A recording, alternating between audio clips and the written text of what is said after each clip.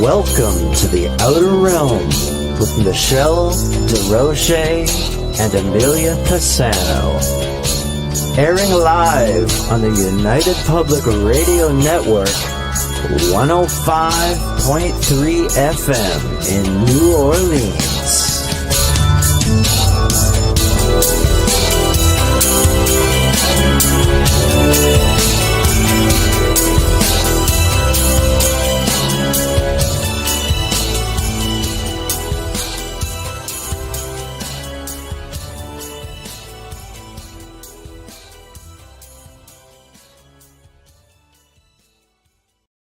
Good evening, everyone. Welcome to the Thursday night segment of The Outer Realm.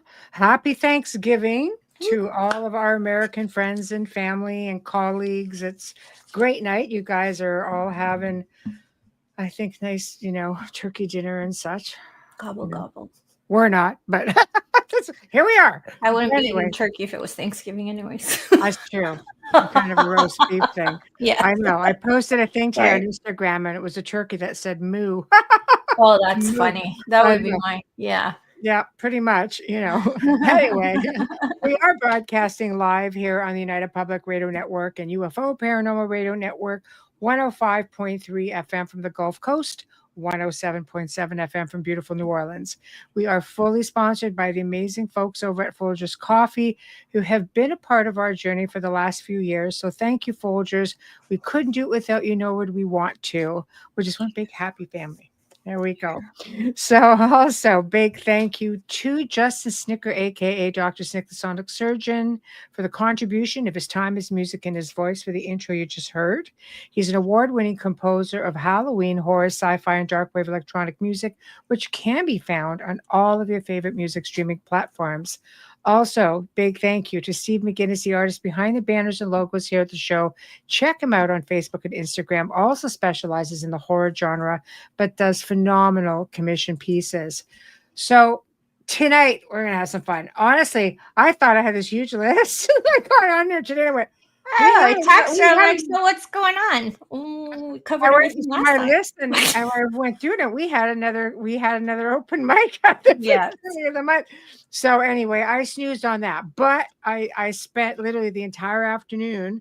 It's not just a matter of coming up with topics; it's a matter of trying to cross-reference it and find a few things on it. So we're at least, presenting something that is plausible, whether it leaves a question mark or not, where I still like to make sure that we have some kind of a show and tell and such. So we'll do what we like to do best, and that's just present things. And we'll all have our say in it. Amelia and I will gab about it, and you guys could sort of get in there and give us your 2 cents worth. And Wayne. Ignore me. I have my hair up, and it's driving me crazy because I can see it. If I couldn't see it, I'd be like, hey, that's fine. But now this thing, because when you have black hair, it just looks like a thumbprint. Like it just looks like a blob on camera. Seriously. I don't think so. Oh, okay. It's lovely. Thank you. Lovely. Bias. Here we go. Just making our way through. Hi, everybody. It's always so nice. Everyone. You guys are just like our Outer Realm family. It's just awesome seeing you guys here. Every week. You make it so much fun, and we look forward to seeing you guys, and we love to see all these new faces as well.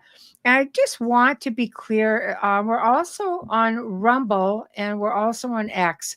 If you want to comment during the show, we can see your comments and we can put your comments up such as this. Hi, Michelle. So we can see your questions and your comments, and we value all of it. Yeah, exactly. So we'll get to everybody as we can. I'll just flash up comments and such, and we will address it as we go along. So, Bubbles. I just want to say that 4 weeks today is Christmas. So if that didn't make you panic. What are you on about? I'm just letting you know, as I made my gnomes today. It was I just wanted to see it. It literally. Amelia was trying to pick a fight with me on social media. I would never. I posted a gnome on my page. I simply stated the truth. I know. But you gotta love. You don't know me. You don't know me. I know. But I was really impressed. And sometimes I love doing crafts, but sometimes I like doing stuff and then sharing so that people who have kids at home during Christmas, okay, it's a glue gun. So you would have to do this, but literally it was the same time as the video and it was less than 10 minutes to glue that together. Once you have everything ready, it's 2 seconds. And I think kids would love it. Because and it's a sock. I think I would actually want to put together a gnome. No, my daughter, I sent it to her. She was at a meeting for her fundraiser. Right. And she messages me back. She goes, it's actually not creepy. She goes, I like it. He's cute. I'm like, okay, it's a he. Where do gnomes get their building supplies from? I sense a dad joke. I don't know where. Gnome Depot. The Gnome Depot. That's right. I miss the Gnome Depot. I know. We actually knew somebody who looked like a gnome. I mean, he looked like a gnome for real. Oh. And one time he said to Wayne, he goes, why? He did this funky gnome stance. He goes, why don't you send that to Michelle?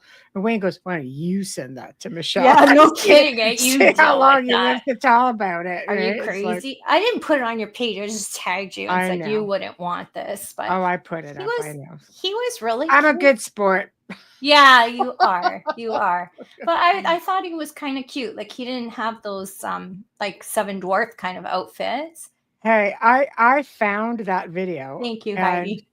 And the veranda gnome. Yes. Thank you, Kathy. I sent it off, those I don't like. And it was Argentina. For those who were in last night, it was not Chile. So I'm trying to just forward. I have to forward it to you because I did it late last night because it took me a while. But what the crap is this thing? I know it exists. Then I saw it and went, there it is again, that thing. But it was a little bit different. Gosh. So I don't know if it was somebody else that was in the same group that just took a different video because they caught him at a different angle, which... Ooh. Do you think it moved? Well, it was because I saw more of it. So that wasn't overly impressive. And they didn't show him scowling. Do you think it moved? It moved. It sidestepped across the freaking street. It doesn't walk. It doesn't run like it sidesteps across the road. It's a wiggy little thing. Oh, that one. I thought you were talking about something on a veranda. Okay, no, because I saw Wayne say it called the veranda. That's what he used to call his friend, the gnome. It was always called him gnome because it looked like a gnome. I see veranda too. Sorry. Oh, yeah, there are veranda gnomes. It sounds like a hinterland who's who thing, which he's done. So I'm just like, okay, But anyway, on to other non-gnome things. So we've got some non-Christmas. We've got some interesting stuff put together, and like we really. There's some good stuff out there that's happening right now, which is why I just titled it, What's New in the World of High Strangeness? It seems to be like, I don't know, is it just me, you guys, or is just stuff just happening? Because I am finding stuff, when I start looking for things pretty much once we're done our open mic, I'll slowly start keeping my eye open for other things and I'll make a list and I'll keep, articles and things and see if it's worth try to theme things up a little bit. And she has to deal with my 100 emails. I know. Yours and Joe's and everybody else. This guy looks good. Yeah. I know, right? So anyway, so I start putting this all together and have found some pretty cool like articles and stuff. So I like to share not just pictures, but articles because it gives credit to the people who wrote the article. So I thought it would be fun to start with a 1,600-year-old amulet. Okay, I know the guys are gonna love this one. I thought it was pretty cool. So what it is, 1,600-year-old amulet depicting Solomon spearing the devil was just discovered in Turkey. No, I'm gonna share it right now. Like now? Yeah, they just found this thing. November 15th, 2024 is when this was published. It was published by allthat'sinteresting.com. So let me just present it and we'll have a little read, okay? And then we can see. But I want you to see this thing because it's pretty cool. So, okay, here we are. Okay, there it is. There's the amulet right there. It's pretty big. It's not real tiny, is it? No. So anyway, it's a detailed view of 1,600-year-old pendant. A pendant. I'd love That's a pendant. Like that. Wow. Well, spearing the devil before their time. Yeah, while riding on horseback. So archaeologists in Turkey have made an astonishing discovery in the ancient city of Hadrianopolis. Say that 3 times. Hadrianopolis. A little slow. Anyway, it's a rare artifact. It also bears inscriptions listing the names of archangels declaring our Lord defeated evil, provides a glimpse into the beliefs and customs of the city's Byzantine inhabitants in the 5th century CE.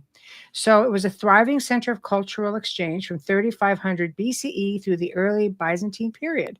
Recent excavations led by Dr. Ersin Silikbas have unearthed baths, churches, and other structures. How amazing is that?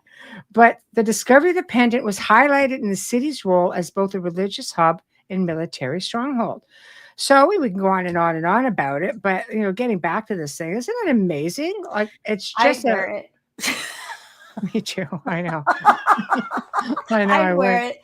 I wear it with like a very low cut black dress, man. Oh my God. Without hesitation. Yeah, that's what Heidi said. It looks really heavy. It does. It does look heavy. It does because it looks almost a 1/2 inch thick at the middle. Yeah, it's pretty cool. Look at that. Oh, I just really cool. Today I just stuck my pencil in my throat. Hello. Yeah. Hi. It's one of those days. Broken nail. Burned my finger. God, I love. Lovely. Retrograde. Retrograde. Just dandy. Yeah. Dandy.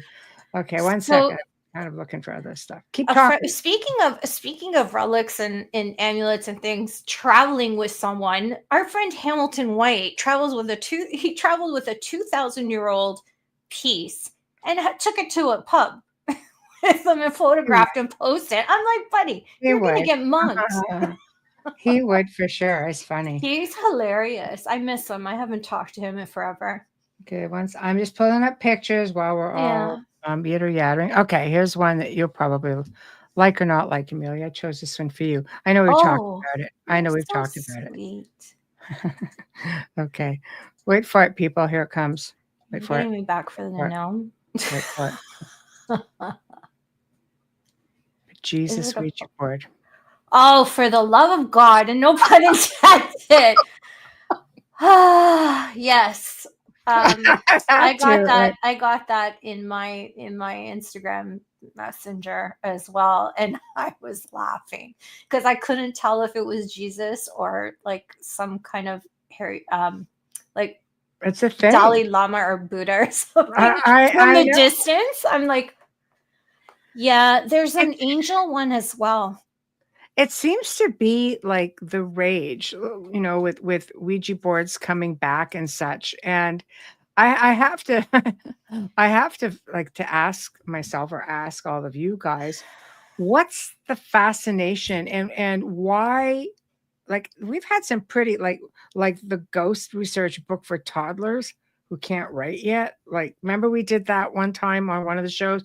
What is the fascination with this? Why all of these themes aside from this, money? What is the fascination? Yeah, it has Alan's got a point. It's not even a valid Ouija board. It has an infinity sign on it, not the alphabet. Well, thank heavens for that. But any way you look at it, you don't really need all of that because it's more about your intention to make an invitation. Yeah. Right? Like, so does it really matter what's on it? Because I know. Again, it's a curiosity because it just seems to fall under that divination family. Wait till Bishop the divination label, right? So, I mean, I think devil's advocate, pardon the pun, but I think we're living in a dangerous time. Okay. Why? Well, because of everything that's going on in the world, and I don't want to talk about that part because we'll get yanked. But a lot of stuff has come out this week, a lot of really heavy stuff.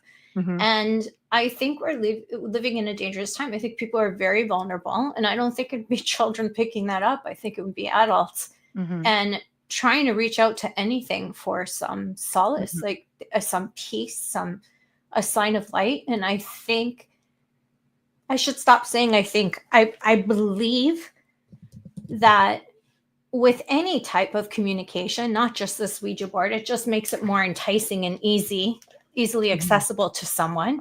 For people who collect it, they collect it as a gag and think nothing of it, but they also study them and they understand how to use them properly. But for the times that we are in right now, and so many people so low vibrationally, this is a disaster waiting to happen.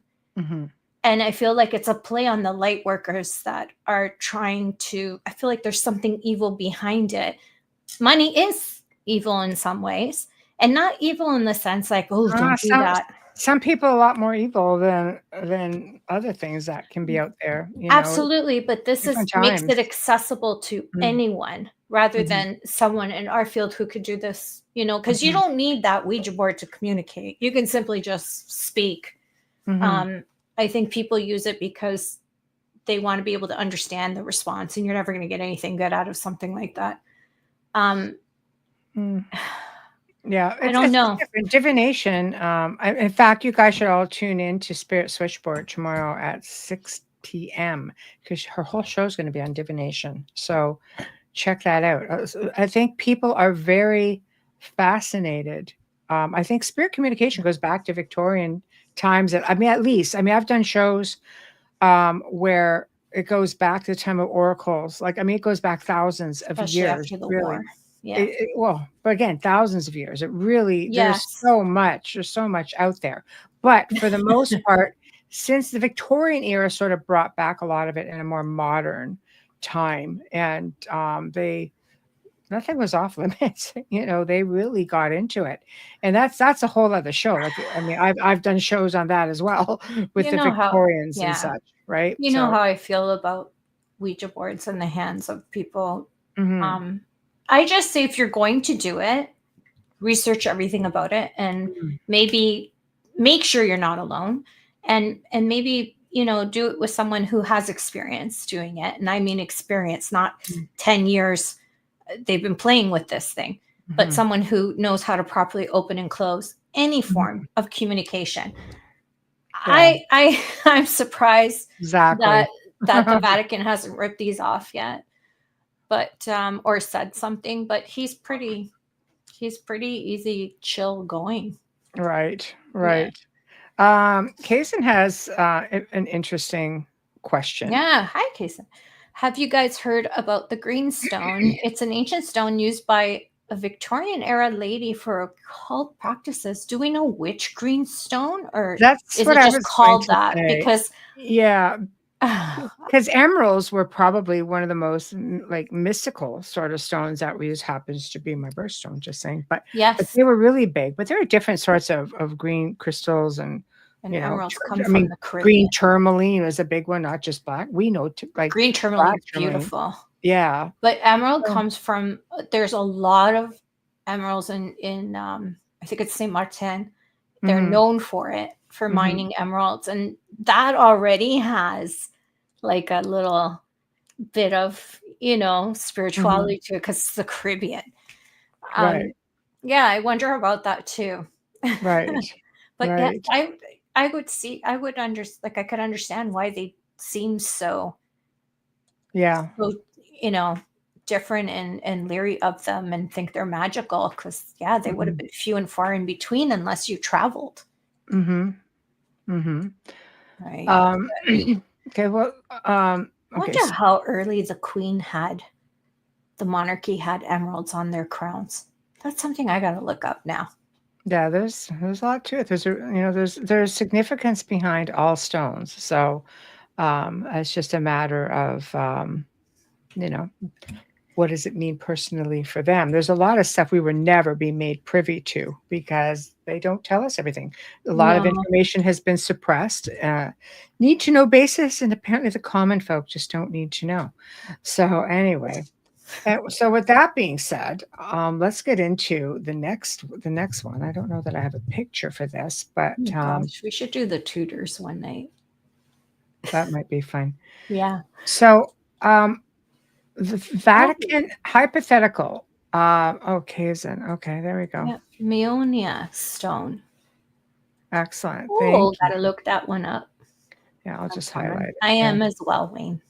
So the Victorians, while we're on the topic of the Victorians, were known for using spirit trumpets.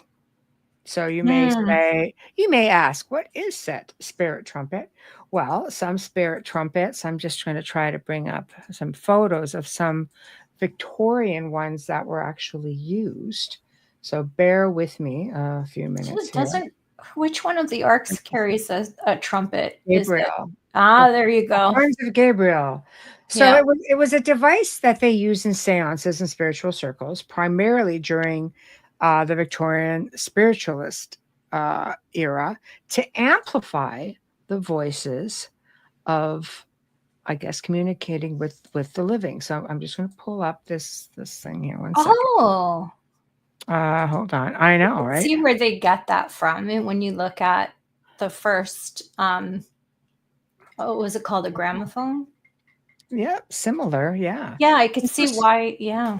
This came from this article is from the College of Psychic Studies in the UK. So you guys should go there, check it out. But it explains everything. Wild activities of spirit trumpets, if that can actually get wild. But here's, pictures of some different variations of them. And a group would sit around the table and wait in anticipation for it to twitch, turn, and occasionally levitate, depending on the messages that the spirits wish to convey. So they're also known as seance trumpets, came to the lore in the 19th century. During a seance, the aluminum cone was placed in the center of the table. The spirit trumpet would amplify any sounds issuing forth from beyond the veil.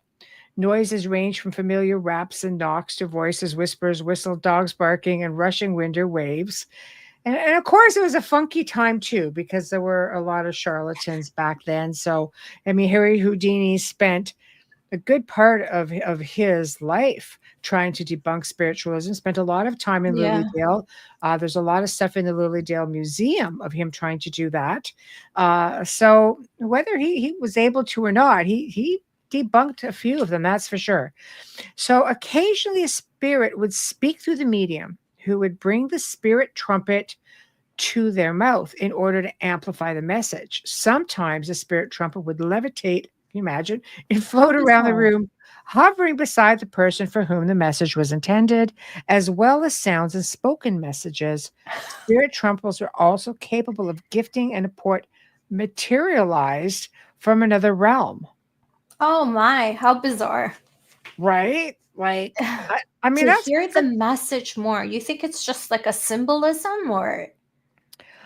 I don't know. Apparently, what they're saying from different articles that I've read was that they would actually speak.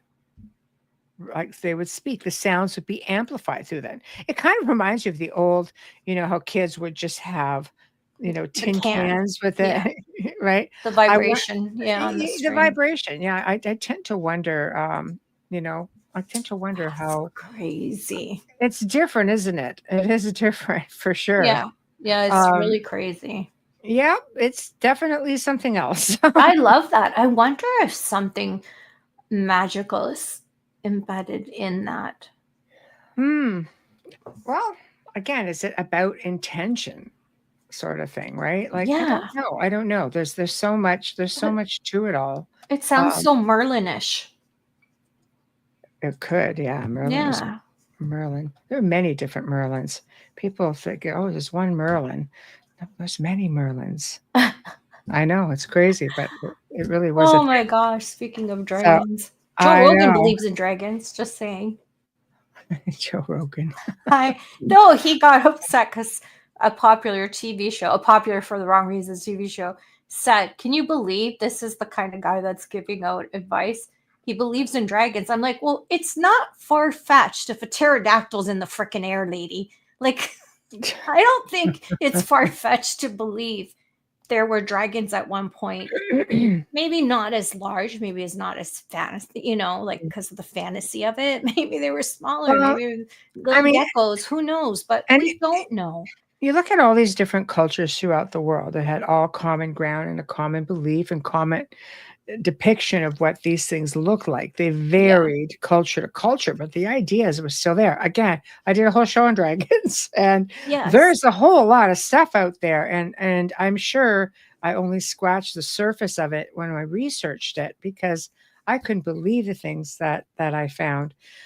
So there's definitely something to it, there's something. I always like to think, well, maybe they're dimensional beings. So, which Yeah. to me would make some kind of sense. But I know, right? Who says there still isn't dragons apparently in Wales? Tamara. Hi, Tamara. we could Hi, definitely talk Molly. about dragons sometimes. So Yeah. that's for sure. I love them. I think a lot of people in the paranormal love dragons and gargs. And if you don't There talk are to me. some, yeah, there are They're afraid of probably some. gargs. Go away. There are some, I think, in the old world yet, Tamara. That doesn't surprise me at all, at all. No. So, okay, so I'm going to pull up some pictures, and we're going to. There's a lot to talk about tonight. There's some pretty cool stuff, but we're going to talk about this one because it really is pretty much in the news again. So give me 1 second. Oh, Let don't me tell me the house. hold on a second here. Where is all of this? You notice how much anger there is out on social media with the paranormal. We talked about this with seeing a lot of that this week. I'm wondering if some of it's got to do with retrograde, the rest with the time of year, and Oh, well, I don't know, but I don't believe anyone should air their laundry on Facebook. It's just my opinion, so I stay out of it. Everybody does. Yeah. Everybody does. Oh, hello from Rumble.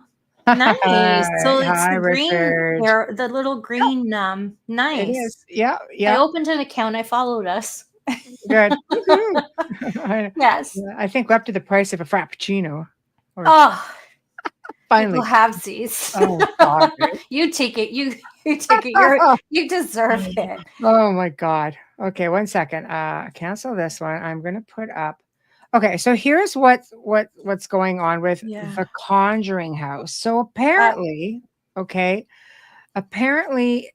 community in which this individual has a house, a judge has said, you do not get to keep up with this business. You cannot. That's it. Close it, get rid of it. So we're thinking, okay, a lot of the paranormal people are relieved at this. And then this shows up. What? She didn't get her TCH is license. transitioning to, so the transitioning to the new name, the Realm of Arnold. We are celebrating the lineage of this remarkable family from England to America. So it's no longer the Conjuring House. So she just went in and opened it under another name. I know. You so can do that if somebody doesn't. You can. They said she had to stop. Oh no. Well, she didn't pay her license. It's closed, but she just opened up a new name called the Realm of Arnold. You have to. I know. There's something that if you don't follow the story, you don't understand, and it fits in with hauntings and things like that. This house is a money pit for anyone who lives in it. No one who's taking it over. I mean, as something open to the public, right? Have made any money on it. The people who sold it, who took really good care of it, had to get rid of it because they couldn't afford it because everything was going wrong. So you don't. No, Mark, it's been renamed to the House of Arnold. Yeah. She didn't pay up, so they took her license away for touring it as a public tour house as the Conjuring House. But, it is the Arnold House. Well, now she is just she is just taken it down to a whole other level. And that is that. So heads up for those who are looking to get in there. I don't know that it will be open to investigations. I don't even know that people want to investigate it anymore. I'd be afraid to go in there with someone who's that unstable in there. For sure. Yeah. Well, that seems to be the story. I don't know the woman. I don't follow up on a lot of this stuff. Oh, But want to get into that just we're conversation. talking what's new in the world of high strangeness, Sometimes with paranormal, all that your stuff. dad. That is Yeah. one of the things that is We new. don't know the whole story. You're seeing bits and pieces on social media, and it's not anything any of us can speak on. Yes. On cable where a guy from Massachusetts restored it. But they sold it. Yeah. It was a money pit. And this chick got it. Yeah. So, yeah, a whole lot of it. I remember them putting videos out on social media discussing how they loved the home and how happy they were there, but it was just costing too much money for them between the mortgage and the expenses. And she said, we took on a lot, and she was just hoping before the mortgage came up that they could sell it. And they sold it in the nick of time, if I remember correctly. And I was happy for them because, they understood it and they were compassionate and respectful. But they were also researchers, and yes, they were, and paranormal understand investigators. how things work if you are an investigator. So, it makes a really big difference when you get somebody who's in there and I don't know what the motive was. Was it because, it's a business move? Obviously, I'm going to make money at this. It's a famous place. I didn't buy it to not make money. A lot of people buy locations and it's to generate an income, right? But I also think that it was overdone. It's just like a lot of locations that open up throughout the world, but especially in the United States, because I think United States, Canada as well, not so much, because there's just not as many places, or if there are, they're not open to the public. But a lot of the shows generate out of the US. But whenever a location seems to come forward, every show does it. Everybody wants to investigate it. And sometimes it takes its toll as well. Not there's great investigators out there who know their stuff, and then there's others who are like, oh, it's a great place to investigate, and it would have been one of those good places as a beginner to go to, I don't think, right? So there's a lot of things there, and it's imagine if Amityville opened up.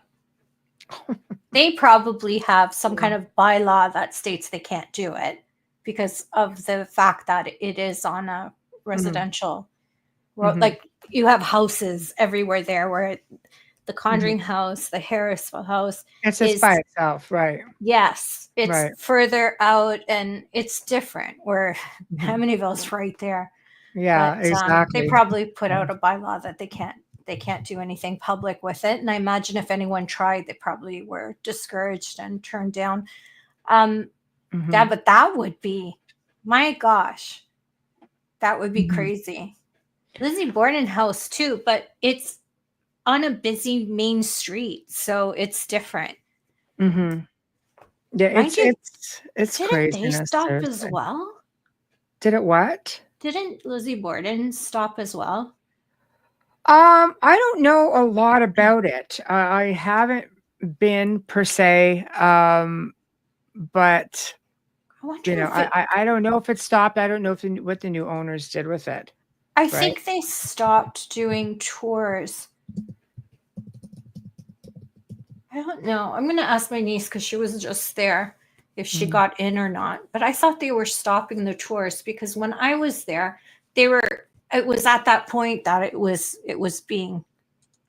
they were going to change hands. And we got lucky, but it's on a really busy street. Like, it's right up on the street. Who knows how far it was from the road back then, but I mean, like, it's right there. Right. But yeah, I don't know enough. There was a lot of controversy with that home as well. Person says they think it's not haunted. What's not haunted? Hi, Preston. Wonder what he means. Hold on. I'm just typing, guys. I feel like the people there now. Oh, at Lizzie Borden, you mean? Oh, Amityville. Yeah. We went through that with Laura DiDio. Yep. Laura DiDio, guys, there's part 1 and 2. where she talks about, because she knew the Lutzes, she knew, I think, Ron DeFeo. I think I don't know if she met him, was somehow got She to interviewed interview. I him. don't know. Yeah. She really gets into a lot of it, and she does it very biasly. And she did, spend a little bit of time in the house on her own. She did have some experiences. We're hoping to get her back in the first half of the year to talk about other experiences that she's had. Yeah, she's so interesting. She was there the night of the big seance. There were things that went on to the extent of what, movies have a way of ruining a lot of things, unfortunately. But I think there's just a lot of different aspects to this whole situation. So, Yeah. And you'd almost have to sorry. tap it and see. And Tamara's so right. She wrote, I think it would be a paranormal house, make a paranormal house worse with tours and haunted investigations continuing over time, especially if the people who own it allow you to do communications and stay overnight. You never know what's coming in with other people or what they're bringing with them, what they open up, what doors they don't close. So yeah, it's I mean, also, just because a house doesn't perform for one person doesn't mean it won't for another one. And I hate to use the word performing, because you really don't know, one way or another,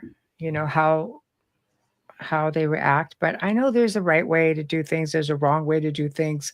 And I know the night of the seance, Laura had said there were simply too many people. The Warrens had their people. The Lutzes had their people. She came in with her people. Well, she only had 2, though. She goes, if I knew, I would have brought more.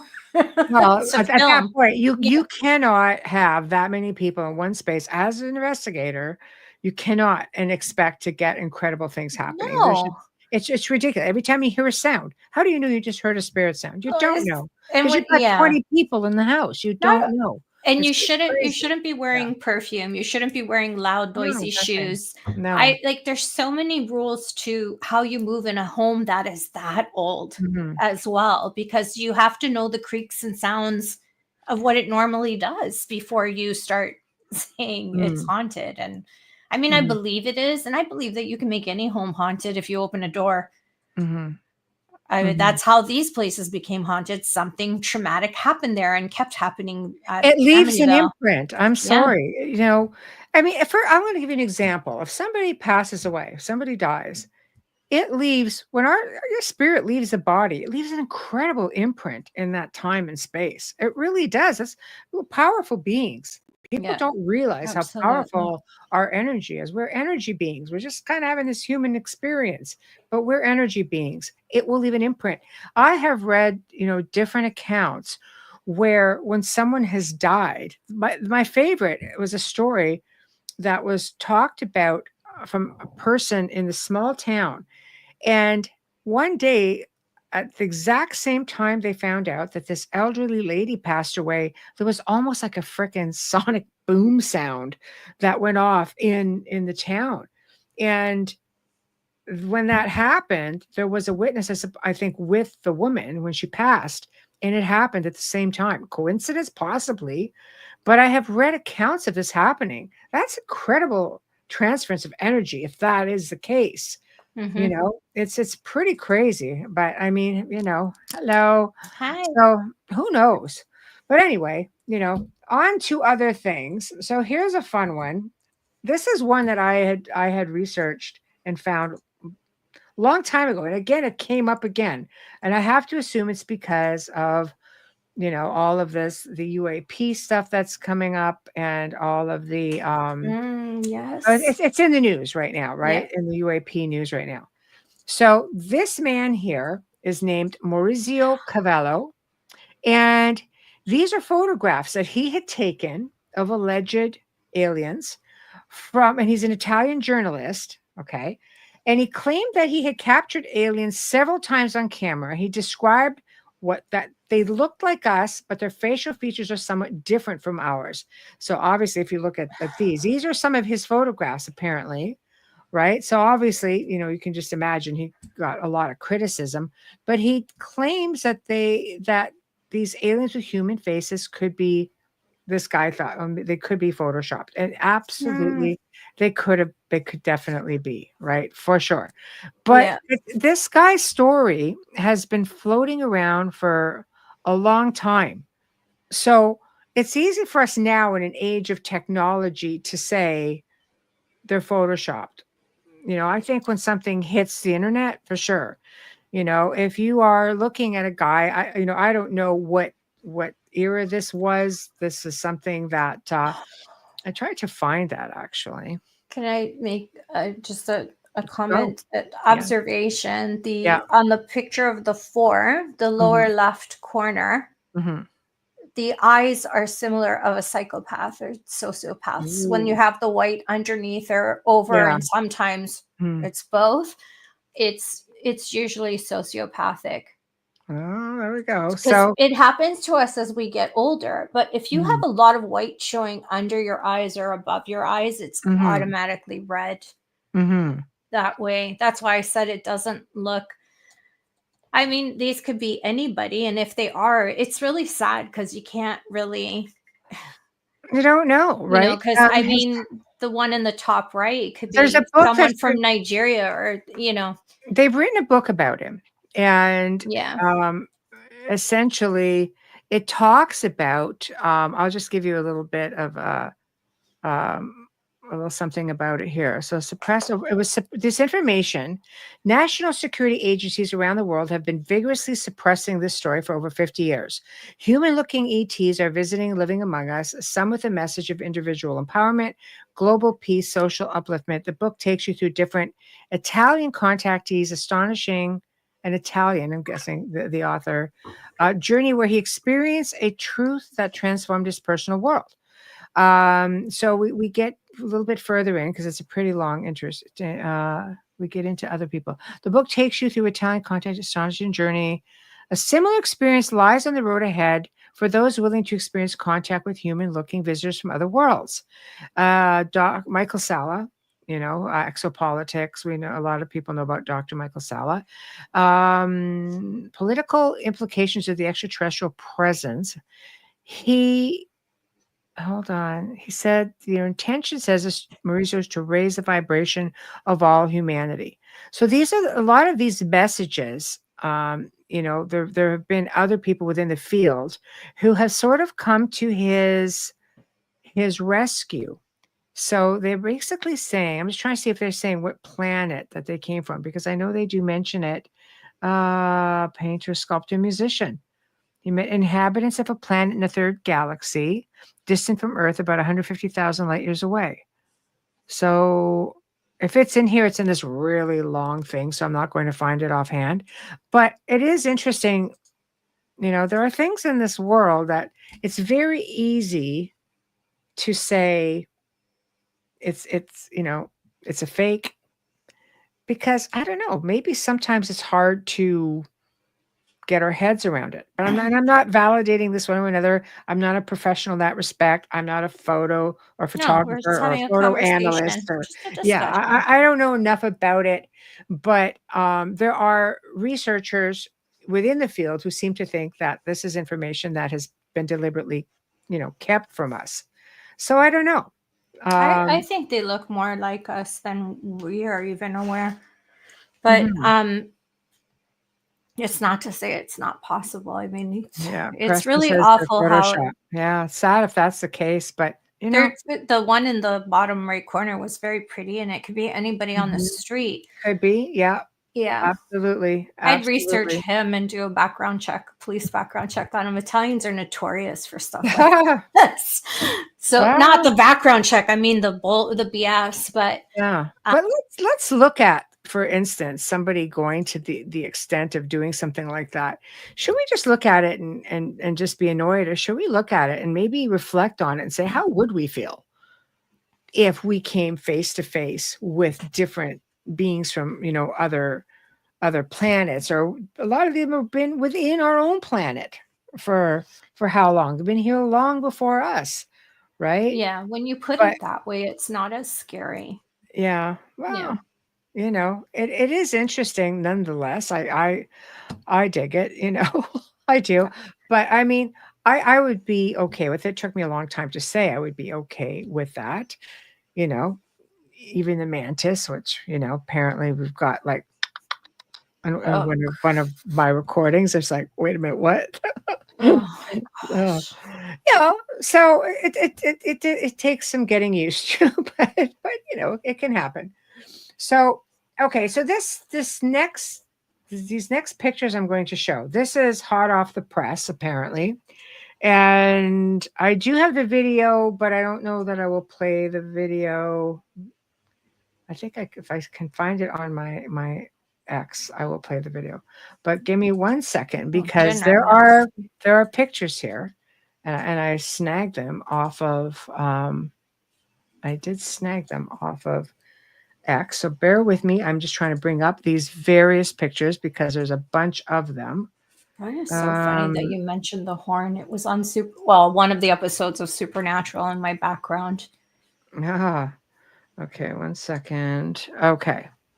So this is something that happened in Manchester, the Manchester airport, and there was video footage that was taken from the cockpit by a pilot who, by the way, when it was discovered, his X account came down almost immediately. So I know, right? X account? Mm-hmm.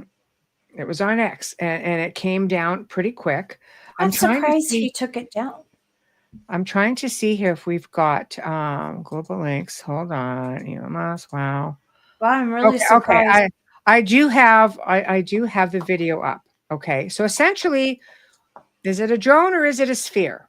Apparently, people are saying this is a sphere, and you see it coming through the sky. Keep your eyes peeled for it, and then it comes and it lands next to one of the planes. And of course, there's all kinds of pictures of this thing. People have screenshotted this thing to death. So looking to see what you guys think about it. So I don't know if there's sound or not, but I'm going to present this video. I'm going to play it, and then I'll get to the pictures. Okay. Okay. Okay. I like it. Okay. So here we go. Happy Thanksgiving, Mark. Okay. Happy Thanksgiving. Here we go. I'll see if I don't think I can make this bigger because. Oh my. Okay. Here we go. See this thing right there? There it is. Oh my. Yeah, I saw this.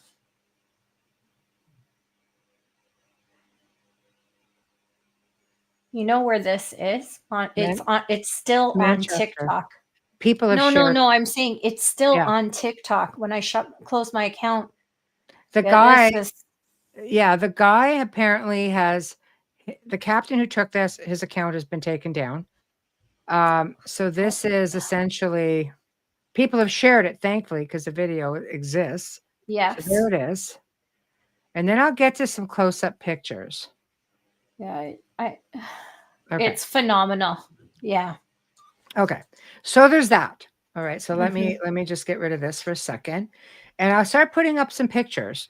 Okay. And one of these pictures, they also had one, I think it was in Argentina. Okay. Yeah. Dolly, you can put your comment up. I'm just going to put it up. We'll look at some close-ups. So this is, hold on. Hold on. Let me I want to get one here that is, okay. So this thing landing, the thing in the sky. I want to try and do this in some kind of order. So just bear with me. Okay. So let's put this guy up. Okay. So this one here is, so there it is. Okay. All right, there it is. I rarely sit by the window. I know, right? I never see anything because I rarely sit by it. I put that one up. Now I'm going to come in and I'm going to put this thing up where it's landed, and then I'll show an alleged close-up of it. So, okay, hold on right here. Bam, bam, bam. Okay, so we've got this one here. So there it is. Okay. This is this when it makes it's landing right here. And these are sketchy. So I've gone ahead and I have found people clean these things up. People are amazing. Pilots see a lot of stuff. Okay, so here we go. This apparently is the thing cleaned up. And then I'll show you a comparison of one that someone posted that apparently was in South America. So here it goes. This is what apparently this thing looks like. Right? Wow. Mm-hmm. And military drone. Thousands have been produced. Yep. The heavy tech. Okay.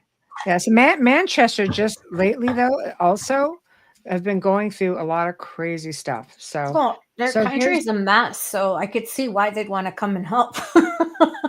Our country is a all mess right. right now. Here we go. This is the one that's apparently in South America. Let's see if I can bring this up a bit. Similar. I saw that. Yeah. Yeah, similar. So, I don't know. This is pretty much now what is, again, I say hot off It's the hard press, to dismiss and- that. Well, it's a matter of, are we looking at, like, I mean, technically it's a sphere, it's a circle, it's a ball, but I Yeah. mean, is it a drone, or is it what? The big debate all over social media and on X and everywhere else is them or us. Dolly says us. Right, Dolly? Yeah. Hey, Yeah. Richard. Right. So, No, it's not. You could So see then- it. There's metal. You Yeah. could see there's metal, but like Yeah. the hard, sharp edges. You Yeah. can see that's not a balloon. And if it was a balloon, it would have been shot down. Yeah, it's crazy. So it is interesting. It is interesting. I don't So know. I have a hard time. Like if that's a drone, holy crap! Because I for know. me, it looks. But It's- I'm not an expert on this stuff. But for me, Yeah. just this person that doesn't, yeah, is still learning and everything, it looks kind of real to me. But I believe Dolly too, because Yeah. her experiences is a tough one for me. The I would tech- have to say if I saw it in person, I would think it was Mhm, otherworldly. mhm. And maybe Well, it's meant to look that way. They have, they have the technology. I truly believe that they do have the technology. Absolutely. So, okay. So next we're going to go to, all right. So here's another, interesting, and I'm gonna put this up because I love to share Mary Joyce's stuff. I really do. She's exceptional. She does a lot of hard work, and we've put up her stuff before, so we're going to give her another plug. We have to try to see if she wants to come back. Yes, reverse engineering anti-gravity. Yeah. Yes, yeah. I don't know agree. anything about that. So for I me, like agree. I said, this person that doesn't know Mhm. much about it would think automatically. So here is something, again, something new. Mm-hmm. And it is, I will read it to you, then I will put up Arizona UFO base. Oh, I don't even have to put it up. Really, I thought it'd be a picture, but okay. How small is it? I don't know. In the Arizona UFO base in ETs revealed by Disclosure Project attorney. So Daniel Sheehan, who has worked as an attorney for the Disclosure Project more than 30 years, revealed the location of an undersea ET base recently. And that posting was based on an October 24th of this year, 2024 article published in the UK. And on October 31st, he revealed an underground extraterrestrial base outside of Sedona, shocker, Arizona, on Julian Dory's podcast. So plug out to them. And here's how he identified and what was seen.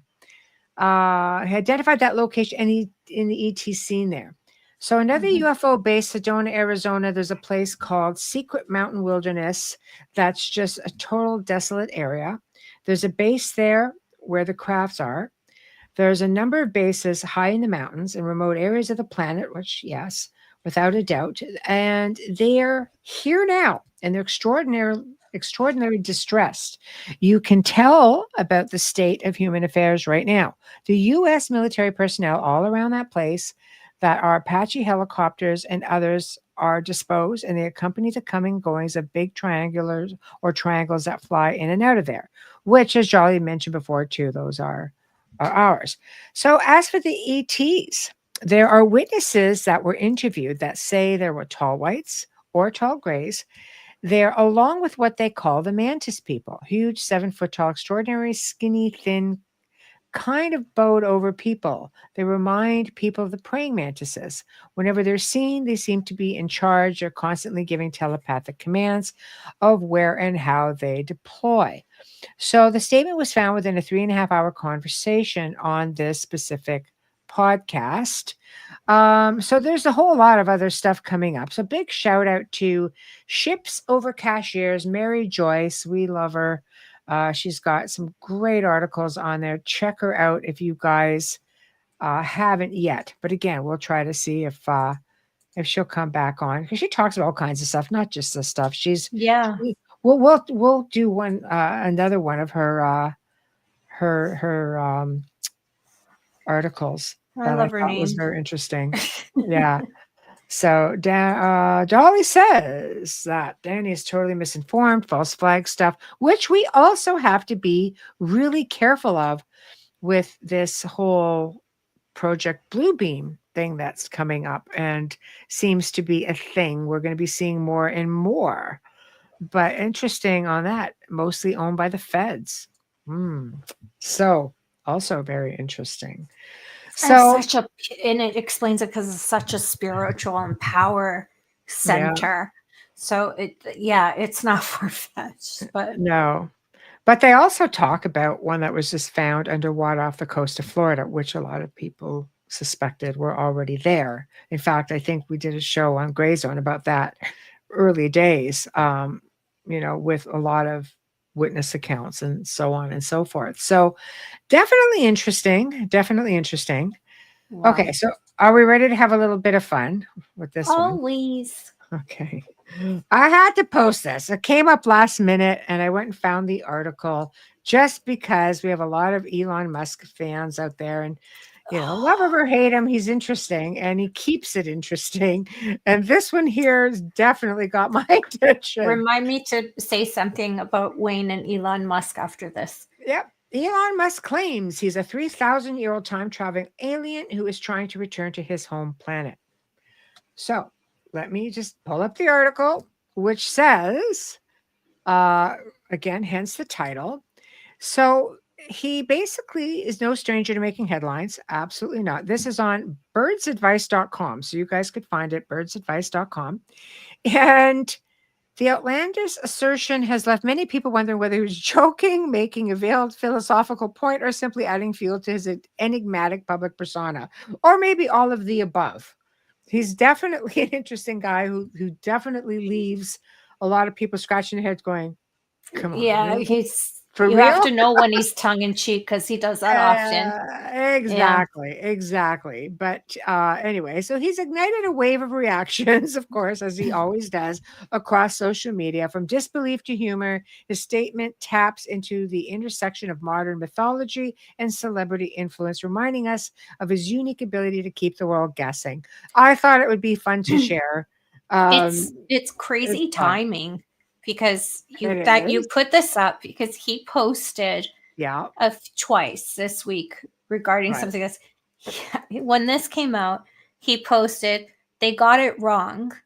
I'm a 3,000-year-old time traveling vampire alien. And I said, if you like vampires, because I caught it right when he posted, because he's a few hours behind, right? He's in Texas. And I caught it right away. And I posted Wayne's website and I told him that this is the series that you have to read. You will love this. This is historically factual. I just went on and on and on. And then he started putting images of himself as a time traveling vampire and what he would look like with the AI. And he just ran with it. What he said yesterday or today, because I do follow him and I do. He's fun. He's fun, and I find him so compassionate. And I saw a video clip of him speaking about when he started Starlink and when he started with the rockets to Mars, on how his heroes from when he was a child. He actually started to tear up and cry, and the person interviewing him, the gentleman, I don't remember his name, teared up as well.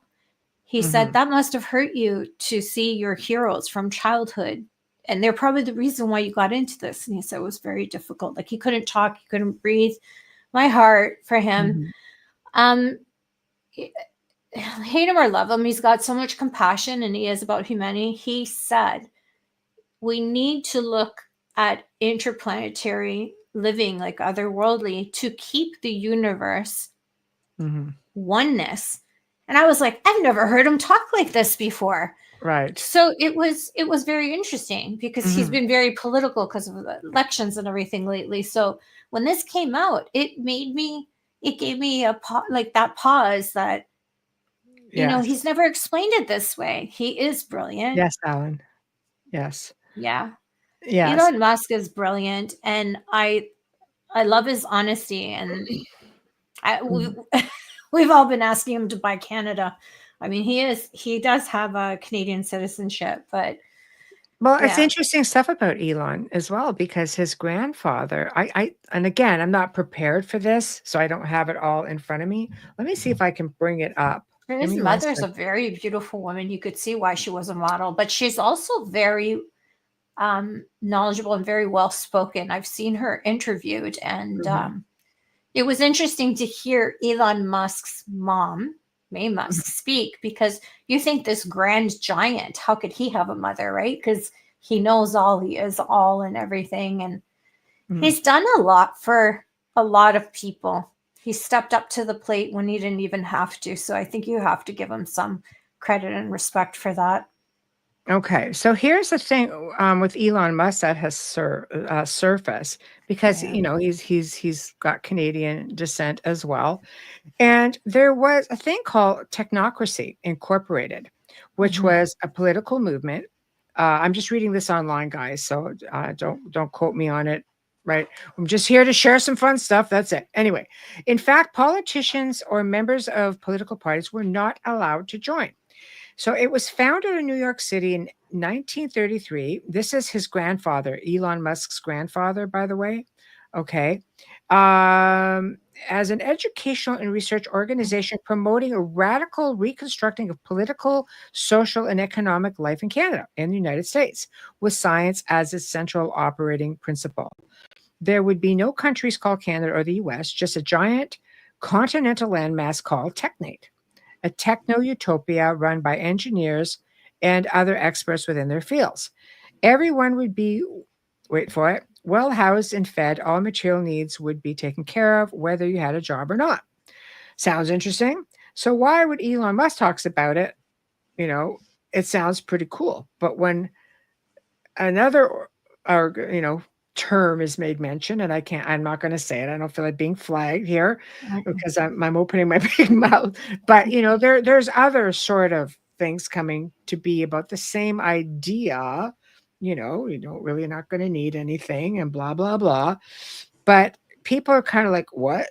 But Elon, who calls himself the Techno King, people love it. So oh my gosh, those AI images that he puts out with this stuff. I know. So I'm just saying this was his grandfather, right? So it is interesting, to say the least. So it's his genius and everything comes from his father's side. Well, but again, you're talking about this, say, look at that, right? But this was also going on in Canada, founded in New York, but it was also happening. Elon was doing or his grandfather was doing this in Canada. Oh, when they lived here. Yeah. Yeah. Right. So yeah, it gets kind of funky. So we'll leave it right there. He's interesting, and definitely somebody to keep following, because he keeps it interesting without a doubt. Right. Okay. So why don't we quickly do our station sponsor ID now, and we'll go from oh, okay. No problem. Okay, good. Deep breath. You are listening to The Outer Realm with MicheleDerocher and Amelia Pisano, coming to you live from the beautiful city of New Orleans on 107.7 FM radio, as well as the Gulf Coast on 105.3 FM radio. We're live on the Roku TV, Rumble, YouTube, X, and Facebook group pages. Listen to us on Alexa Prime and approximately 250 or more streaming platforms. Just look for us anywhere that you normally stream. Search United Public Radio and then look up The Outer Realm. Tonight, we gave you, it must be the Christmas season, Michelle. This is the second open mic this month. So we are feeling generous. And of course, we love it. And we want to thank, we want to thank all of you who are joining us in chat and talking with us. You guys just make the show. It's so much fun. And they always go by too fast. But the reason why we can do these shows is because of the people at Folgers Coffee, all the way from our first episode with UPRN. We thank you, Folgers, for your continued support with sponsoring our show. And we'd like to give a shout out and a thank you to network owner and our producer, Joe Montaldo. We love you all. Thank you. Our fabulous banner and promo media is courtesy of Steve McGinnis, horror illustrator and artist. Steve also creates custom commissioned pieces. So if you're interested, because you can see how fabulous his work is from our banners, he can be found on Facebook. Thank you, Steve.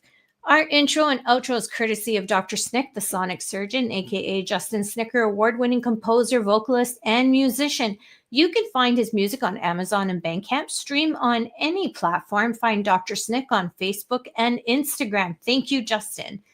Lastly, if you're watching this episode right now, or if you're listening to us, please give us a like, subscribe, smash the notification button so you never miss a show. Share us with your family and friends, please, so you can help us grow on social media, and we will continue bringing the best in their fields to you.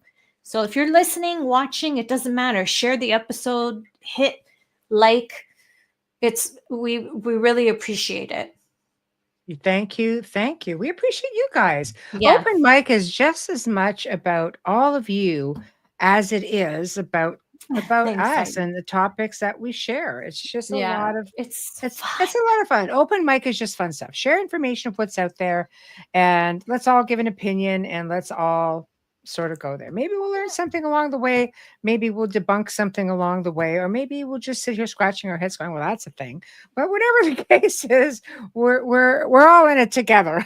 Oh my gosh. I'm so humbled by how many of you came out tonight on chat, especially on a holiday. We really appreciate that. Thank you. It is a holiday, so you guys are just like rocking this. Not for us, but yeah. No, but we're here with you guys, which is where we would want to rather be. So oh my gosh. This is awesome. Okay, next one. I pulled this off of X again, because the people just seem to be able to freely post things. I don't bother with political stuff. I look with anything high strangeness, and I really dig it. So here we are. I'm going to present this, and I don't know what the heck it is. I'm just going to read it off, and I'm going to just show you this picture. But give me 1 second. Let me see here if I can. Okay, I'm going to read it then so I can enlarge the picture. So this was posted by skywitness.space. This was captured from a live feed provided by the Institute of Wildlife Studies. A friend of the author thought that I might be able to catch something on this live feed. So I tried it out last night. And this is one of the objects I captured in a single frame at 60 frames a second, which would suggest the object is traveling in excess of 80,000 miles an hour. Okay, so here we go. I'm just going to put the speed this of back. light? I don't know. Here we go, guys. There it is. Thoughts? Crazy, right? Thoughts? Beam me up, Scotty. Yes, Rainy. Yes. We are family. Yes. So what thoughts on this? Oh my gosh. That's insanity. But 80,000 miles an hour? Like, how fast was that camera clip? 60 frames per second. Yeah, the aperture had to be fast. That's crazy. Mm-hmm. Yeah, so it's different, isn't it? It's faster than Formula One. I mean, like you see the photographers of Formula One, and you're impressed on how they get a clear photo. Imagine this. Hi, Thomas. Yeah. Not 80,000. Yeah. Oh, this is, I don't know, but I think it's one of those. Yeah. possible asteroid. It looks very human shaped, which is really wow. Thomas Superwoman. It's again. Mighty Mouse. I think we're going to come into a point where we are going to see, like we were just talking about a few minutes ago, we are going to start seeing all kinds of things out there. So we have to think logically. We have to look at where the sources come from.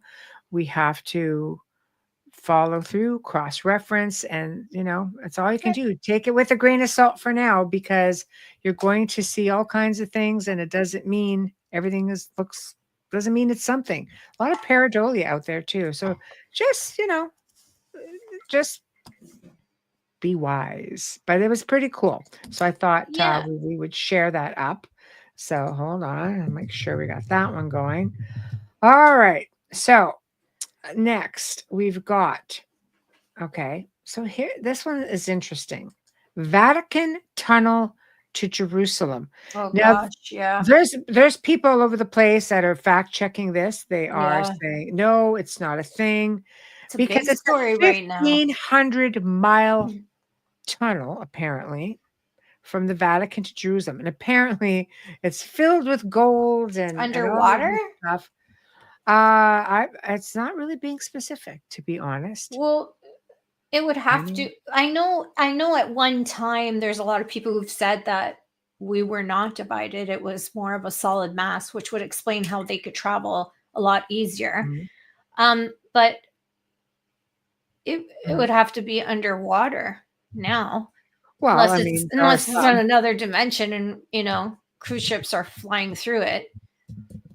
Well, I mean, that was a big story this week.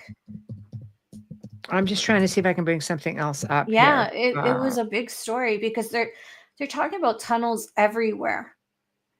And I think people forget that during the war, especially England, and I know a lot of America is the same, they dug tunnels to protect the soldiers. Right. And they were called tunnelers. Right, it's true. Yeah, and they did that to protect the soldiers and to keep them safe so they could hide, so they weren't sitting ducks, especially in England.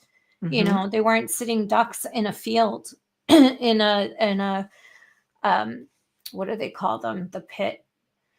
Like it just we had a lot then, but it makes me wonder how they thought of doing it to go underground unless they already had. I mean, Rome's got in France, the catacombs and all of those.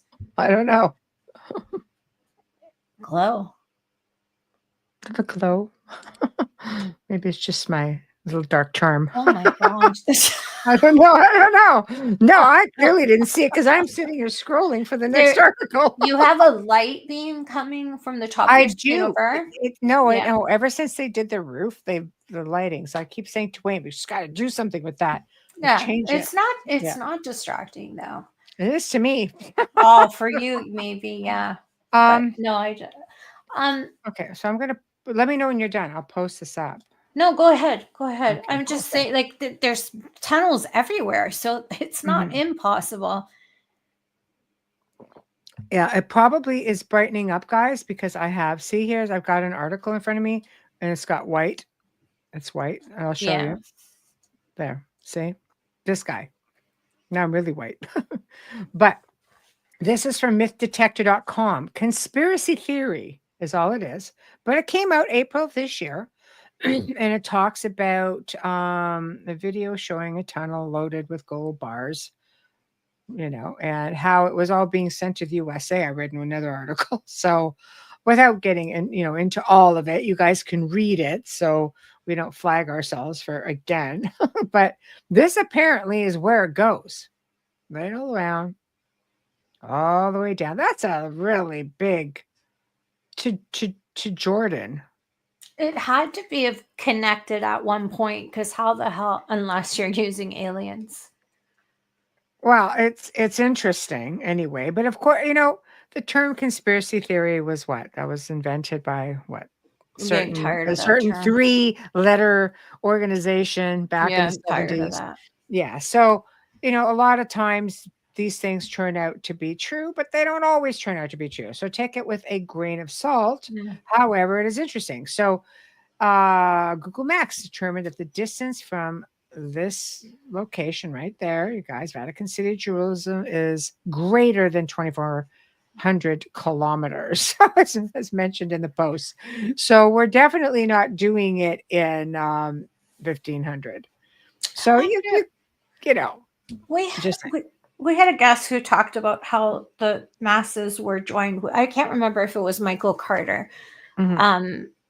but that really makes you think about how much is buried underwater. I mean, Grand Canyon is a perfect example of what happens when it drains. Oh, So, and I don't believe that Mariana's Trench is the deepest spot of the ocean. I believe it's just the deepest they could go without dying. Yeah. And Thomas Metropolitan subway systems provide examples of ingenuity and existence of tunnel technology too. Absolutely. I hate the subway. But yeah. yeah, interesting. Right there. Is it right here? You see this line right there? Yes, Probs was still Yeah. shiny. Yeah. Yeah, it could be what it is. Plus, she has really shiny hair. Yeah, she has beautiful hair. So, yeah, thick, hard, glowing.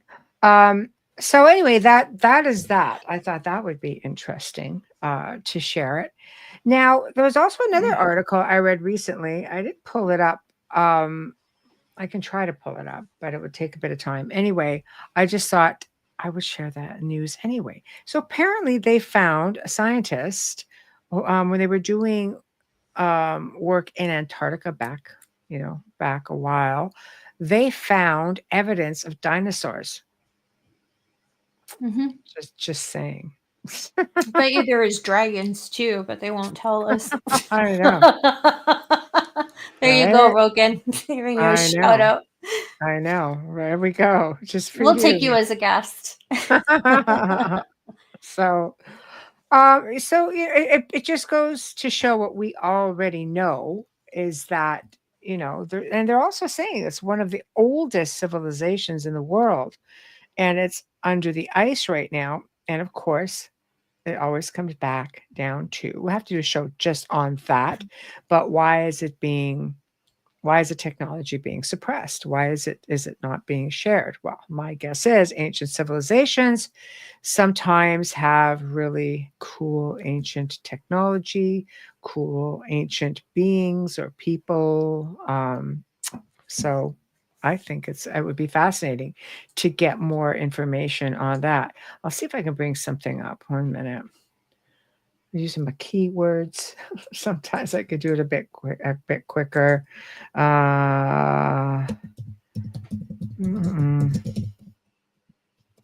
Okay, 1 second.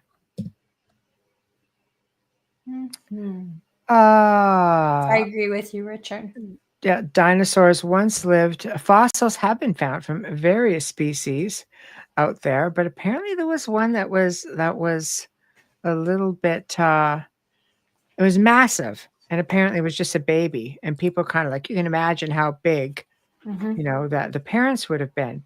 So there is a lot of information on dinosaurs out there, but this apparently is a new find, and definitely worth checking out if you can find the info on it. ET base. Oh yeah, I agree. There's a whole lot of. There's a reason why you can't go far when you're there. I know. Or fly over it. I know. Certain Right? places. But I do have one article I will bring up, which shows the world's oldest maps. Yeah, right there. So let me just see if I can bring this up. Where is it? Where is it? Hold on. Where is it? My gosh. Comes across. If mud fossils are so big, they are the size of mountain ranges. They could be dragons. It doesn't have to be that they were fire breathing, but there's no reason not to believe. Sorry, no. I love dragons. So me too. Big time. Always have. Okay. Here it is. So the new research, this is an article, again, all that's interesting. New research suggests that the world's oldest map may depict the location of Noah's Ark. Oh my. Isn't that So beautiful? researchers from the British Museum just revealed, and this was from November 4th, 2024, that the Imago Mundi, a 3,000-year-old Babylonian clay tablet, seemingly describes the location of an ark from an ancient story that parallels the biblical account of Noah. So there it is. It's a nice Oh, close-up Imago picture of that. Mundi. Yeah. Yeah, and it dates Image, back. Earth, yeah, world image. Yes, and it dates back around the 7th century BCE. Is considered to be the oldest world map ever discovered. Hold on. Depictions of the Earth as the ancient Mesopotamians understood it. So it's about 3,000-year-olds. Created around the 7th century BCE, the map centers around the Euphrates River and includes various cities, mountains, and other bodies of water in the area. So again, guys, if you just go, all that's interesting, and just put in world's oldest map, you should be able to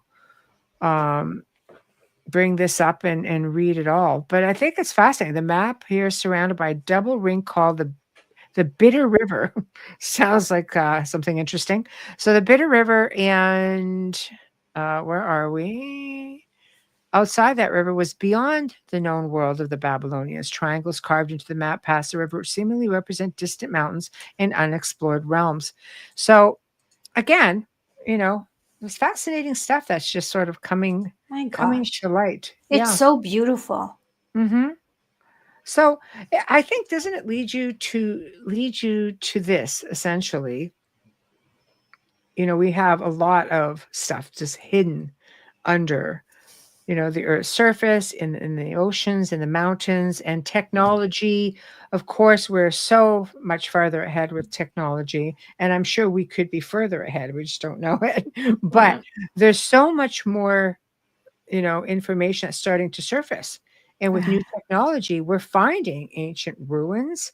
We're finding all kinds of treasures and out of place artifacts, and it's interesting. Think about all the stuff that we don't know about that are Mhm. in certain family lineages that are Oh. held in their own Mhm. Absolutely. security and their own. Mhm. It's really amazing. I watched this case where they were excuse me, sorry, it just went dry so fast. Mhm. They were making copies of great oil paintings and doing it with these microscopic and Mhm. mirrors so that they could just trace it and follow it slowly, and it takes forever, and Mhm. change it with the ones at the Louvre and black market, whatever. Mhm. All these, incredible, the Met and things like that. Mhm. Then to find out that a lot of these places do not even have the originals Mhm. in their museums. So think about Yeah. other stuff that is black market Mhm. purchased, not oil paintings, but all of these, Mhm. like the amulet. Who knows where that came from? For all we know, like they could be finding things and they There's could be given things.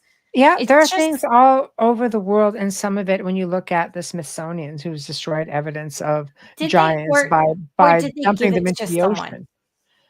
Who I knows? wonder if it's a little bit Who of both, knows? I If you're wonder. suppressing, information, you want to get rid of it. So would you I give it? I'm sure there's a lot of it's stuff in private collections I all over think the the world. private black market Private collections are libraries massive. have incredible And information. yeah, it's Yeah, power. When yeah. people say all the time, well, they have so much money, like who cares? It's like, no, after you hit a certain point, it Mhm. becomes about who has power. So Mhm. think about the objects, and Mhm. I wonder how many of these families have Mhm. stuff from the pyramids even. I think the pyramids are not what people think that they were. They were not they were not tombs. No.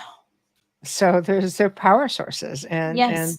There's and a all lot of the info on there. I hieroglyphics. mean, Yeah. I've been to 2 pyramids in my life. I've Yes. been to the Great Pyramid, I've been to the Pyramid of Saqqara, and the only tomb I visited was definitely not in any of the pyramids.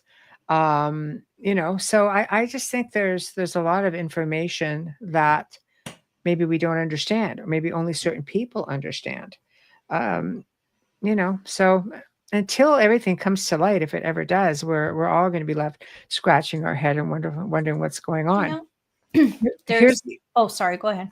I found the article I wanted to share. Yes. Okay, so this isn't just like just a regular, dinosaur thing. Find. What was interesting about this was the fossil remnants of a 280 million year old forest, which to me is interesting, more interesting than anything. Found by Dr. Eric Gould-Branson and Dr. John Isbell of the University of Wisconsin in their international team of researchers when they trekked across Antarctica in late 2017. This means the ancient forest of Antarctica existed before the dinosaurs, which lived on Earth between 252 and 66 million years ago. So here's the different pictures that they're showing of this forest. So it would have been like a substantial size forest, and it was there, 280 million years ago. Amazing. So I found it. I just wanted They're to so share it. pretty. Yeah, well, it's sometimes truth is stranger than fiction. Yeah, when Wayne put a comment up earlier that said regarding how some television, yes, I think that the answers leak through TV shows and movies. Some look at it as though nothing more than fiction, whereas others see it as clues being cleverly left for us to wake up. That'd be me. Yes, you're not wrong. You're not wrong. Blacklist is one of them. You might think that everything has to do with serial killers, but that show drops so much information, and James Spader is phenomenal at it. But if you're looking for a binging series that you're going to be saying, could it be real? Like, could this really be happening? Blacklist is a good show to watch. And I love James Spader. I It's good. just love him. Always have. Heidi says, I heard also to release any karmatic ties. Where did it go? Their actions they have to tell. So they talk in symbolism. Wow. I never knew that. Thank you, Heidi. Oh yeah. Oh, I love learning from you There's guys. so much. There's so much out there. We'll have to do a show on Tartaria, and I'm putting it together just so you guys know. Like I have been researching because there's a lot, and I would like to do it justice, and I would like to tie in photos and things like that. But there's a strong belief, when you look into Tartaria on average, and Tartarians, this, being up near Russia, but yet we find things all over the world. The World Fairs is just one example. There are photos surfacing now because it's become a movement now. Now people are like, okay, you know what? We want to learn more about this because now people are waking up. They're going, this isn't right. Now this makes sense.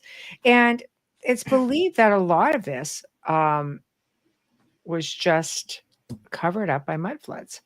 And there are pictures of people who are actually unburied, and you could see they were buried for a long time. You're looking at these buildings partway up, which look, like they've been exposed to the air. And then when they get into, like, of course, mud colors things for sure, but you could see just by the fading at the top of some of these buildings that they've been there for a pretty long time. And I found one picture which was fascinating to me, which looked like a cathedral. And you're like, okay, it's a cathedral. And there's, of course, people saying, oh, the church took over a lot of these old Tartarian buildings. They were magnificent. But then when you start, because over time you start unburying things, it is colossal. Why did they change? Yeah, that's the first thing I said when I heard about it. I'm Yeah. like, why was it changed? I need to know more. Well, some believe even the White House was a Tartarian building. That's why it's got so many layers underground. Is that why Canada burned it down? Right? Sorry, US. I know. The first one. Well, The first one. You're going to have your conspiracy theories. There's a lot of layers to the White House, though. The Pentagon, too. Well, and a lot of people figure because, again, some of it is buried. So, which is why there would be that they didn't just dig tunnels and tunnels and tunnels, which of course anything is possible. Again, this is all the idea of this show is it's hypothetical. It's all Well, hypothetical, right? there's So there's something to say about the deeper you dig, the more evil it becomes. absolutely, When you have absolutely, subterranean offices absolutely, and levels and all yeah, kinds of stuff going on, you have yeah, to question that because obviously they want it to be hidden because they have the land and they can build anything. But yet the yeah. Pentagon goes like this. So, Hmm. Hmm. you know, um, the Area Hmm. 51 is a big one for that too. You It know, is. it's all underground because there's nothing on top. It is. It is. So there's a whole lot of stuff coming, so can we save, some of these shows might be a little bit too big to do for an open mic. I mean, we could touch on some of it, but I'm thinking some of it is just something we may just have to do a show on, just the two of us, and do a full show on it, which isn't something that we have often done, if at all. We've done open mics and we've tried to break things up, but there is a lot of information. Now, we've done shows with giants, and we Mhm. have a lot. We have actually great guests coming on, and I know I'm plugging ahead a month, but we're bringing back Fritz Zimmerman, and he's going to be Oh talking. my God, love Uh, him. oh yeah, he's going to be talking about some really amazing stuff pertaining to some of this stuff. Hmm. So we're just going to, we're going to try to do things a little bit differently. You're going to see familiar faces, of course, in 2025. You're going to see a lot of new faces in 2025. We've had, sorry. Hmm? No, no, I'm sorry. I saw Alan. You can answer him. I've been on twice. Yeah, You he's been just have on to go look twice, at the Alan. He was archives. one of our first. Oh God, he's Yeah, awesome. he's He's way back. awesome. We loved him. Yeah, we've got 2 segments with him, Yep. and they are in. If you just go on our channel and put in his name, go to obviously the oldest one first. His energy was incredible, and what He's was yeah, what was fun about he's a him bag is of beans. Yeah. his chat room. They're very protective of him, and when they first started coming on, they were kind of hostile, and Understandably. it Yeah. was, and because he took a lot of hits, but then realized that you know, I had tried to present the opening as we're your students. We're just going to fire off questions. You be the teacher. The chat room went crazy. People were just like, "This is the best show ever." They really got Yeah. into it. We're like, you better not. He said, and we're like, no, no, we don't have a Yeah, problem. We're here to learn. You go we're right here to ahead. learn. And even Yeah, David was just like, what? I'm so used to being on a show where I'm going to get ripped, and I'm it's here to be it's challenged. I'm like, true. I don't It's know true. anything about this. You just go ahead, buddy. Like, We just didn't go do for that it. to him. We didn't do that to him at all, and he had a really awesome time. Yeah. And when we were bringing him back on, Yeah. um, Richard's done the show a few times. yeah, Sorry. I got to stop scrolling on you. I'm sorry. yeah, you just have to wait. Thank you. Yeah. Sorry. Um, no, but the second one, people, I think it was just a different group of people, and the chat kind of got crazy afterwards to the point where I thought I was going to have to disable it because they argue amongst one another, which is just sort of like, oh my God. But I'll tell you, it ended up, the first show ended up being one of our biggest YouTube archives at over 2,000 hits, which for Yeah. us, it was at the time. YouTube is a big deal for us. I Yeah. know, I know. He Yes, was he Richard's been on was a couple of times. Yeah, David was yeah, very interesting and very knowledgeable, and great guy. he really made you go quite a few times. Mhm, And I know that a lot of people who believe in the flat Earth theory, and I don't want to call it a theory. I'm not trying to. I just don't know what to say it. I'm not trying to be disrespectful. I mhm, know they have a great deal of respect for him, and he's very well known, but he definitely knows his stuff, and mhm, he's fun. He's fascinating to watch. mhm. But yeah, that chat room, I couldn't keep up with it. It was just scrolling right past me, and I'm like, oh my gosh, like this is insanity. Yeah, we But just flash things up. yeah, That's all we can do. It kind of went at its own pace.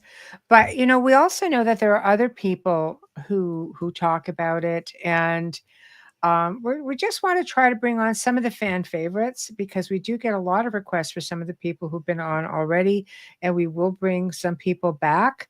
And last night's guest, Morgan Damon, was one of those people, and she's coming back for another couple of shows, and we can look for her in February to talk about druids and pagans. Cool. We've not done just druids and pagans, so she's going to come on and talk about that. So, there's just going to be a lot up and coming. And to give you guys a heads up, of course, for December, we're going to try, we always try to keep December as lighthearted as possible. It's very sensitive for some people. And of course, we start off with Preston Dennett. Yes. Woohoo. On the 4th, talking about elves, which makes you wonder. If Preston I'll Dennett's bring my talking Keebler about elves, cookies. Mr. UFO, we gotta kind of wonder what our real elves really. So we need our cookies with our coffee. I know. So looking forward to that. Dr. Rita Louise returns with the concept of God, really based on E.T. I don't even understand my own writing, but anyway, it's going to be fantastic, and that's all my fault unless I can sort of dig this out with God concept being ET question mark. Priscilla, okay, here's again, fan favorite, guys. Priscilla Rosado Cruz, astrology, and she's going to do an astrology reading as to what's coming for 2025. Cool. We have John Thomas, who's also very new about channeling with messages of hope. Also new for us. Michael Carter returns, of course, to talking about spirituality, especially in and around the holidays. So we love him. He's got that soothing voice. Oh my gosh. And then Mark Ollie returns, and he's going to be talking, again, very lighthearted. He used to do a TV series basically called Lost Treasures. It's all in the UK, where he's going to be talking to us about some of these amazing locations he's been to. So, and of course, on the 25th being Christmas, we're going to it'll be a pre-record, guys, sorry, or it's just going to be, probably be a rerun, but, we'll see. Maybe we do a pre-record beforehand, just air it. But it'll be an open mic on the 26th. So Boxing Day, guys, is going to be, again, open mic night. So that'll be the next one. And then we start with the January lineup, which is going to be amazing. And we're already booking into March, so we're going to have some amazing stuff for you. I might be in my PJs on Boxing Day. We actually call it Pajama Day, so I might just go. There we go. You never know. Bubbles would be in her gym jams. Bubbles is going to be like bubbles. I know. By then. There we go. Because I'm pretty sure I'm hosting Christmas Eve, so I'm going to be toast by then. But it'll be a nice break from, because at that point, it's really funny. I love Christmas. You know that. I've started decorating like 3 weeks ago, and it's a stuff still all over my house. But on the 26th, I am honestly ready to put the tree back under the stairs. Like I'm like, and it's funny because I don't do it. John does, but like we're so ready after, because I guess because we've had it for 2 months at that point, and it's like, yeah, you know what? It's time to take it down. Well, I think it's going to be, it's going to be interesting for some people. It's going to be, I think December will be great. So, and of course, we get into the holidays. Our show happens to fall like on New Year's Eve, but hey, I believe we'll be here. New Year's Day, we will be here. So for all of you guys who are at home, this is when Fritz Zimmerman comes on. There's going to be a lot of like, what? That sort of stuff, because he's written a new book. So we do have a lot of fun stuff coming on. And I think it's going to be a great year without a doubt. And I'm hoping, for the Outer Realm, of course, and we're going to try to, share as much of it with you as possible. But again, guys, we have to say, happy Thanksgiving. And we're really glad that you spent your Thanksgiving evening with little old us. And we had a lot of fun doing it with you. You make it all that much more fun. So again, next week, guys, we have on the Wednesday night, Preston Dennett, who's going to be talking about elves, maybe E.T., right? And Dr. Rita Louise on the Thursday, God concept based on E.T. So we know it's going to be good. I know.